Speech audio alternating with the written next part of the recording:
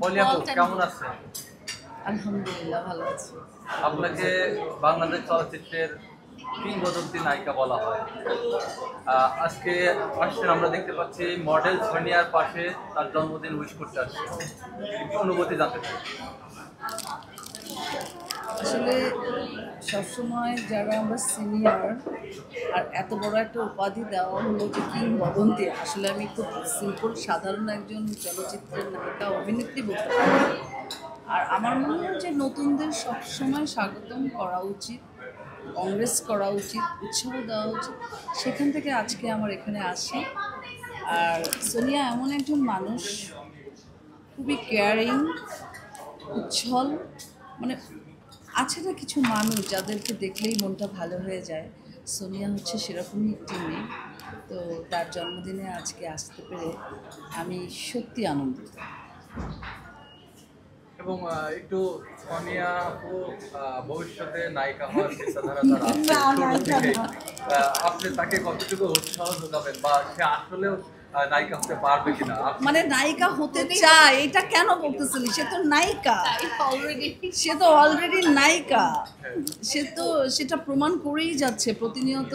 Social মিডিয়ায় তার যে অ্যাক্টিভিটিস দেখছি, তাতে তো আমার মনে হচ্ছে যে ইন ফিউচারে আরেকটা জ্বলন্ত তারকা আমাদের মাঝে প্রেজেন্ট হবে।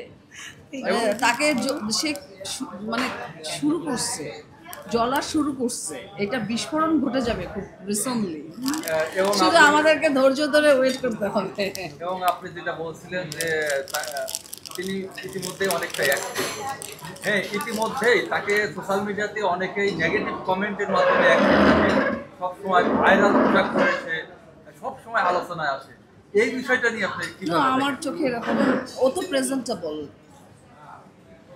পোশাক এমন একটা জিনিস যে যেটাকে ক্যারি করতে পারবে, যে কমফোর্টেবল, সে পোশাক করতেই পারে। আর সারা বিশ্বে যদি আহ, এরকম ড্রেস আপ করে, বিশ্বের যারা অভিনেতা কিংবা অভিনেত্রী, তারা তো কমার্শিয়ালি নিজেকে উপস্থাপন করে।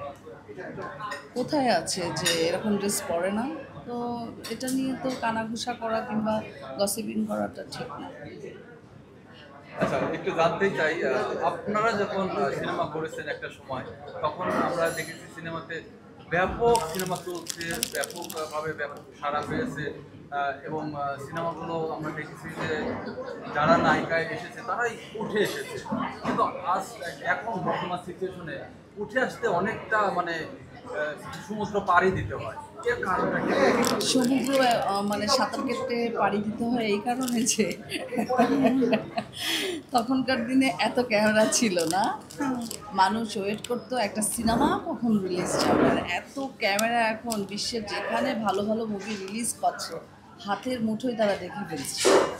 সেই মার্কেটটা তৈরি করতে পারছে না বাংলাদেশ চলচ্চিত্র ইন্ডাস্ট্রি। সো প্রতিযোগিতার একটি বিষয় থাকে, সেখান থেকে হয়তো বা মানুষ ভালো জিনিস দেখতে বেশি আগ্রহী। সো আমাদেরকে আসলে মুভির প্রতি মনোযোগ দিতে হবে, মেকিংয়ের প্রতি। ভালো ভালো মুভি হলে দর্শক দেখবে, এটা তো আমি বরাবরই বলে আসছি।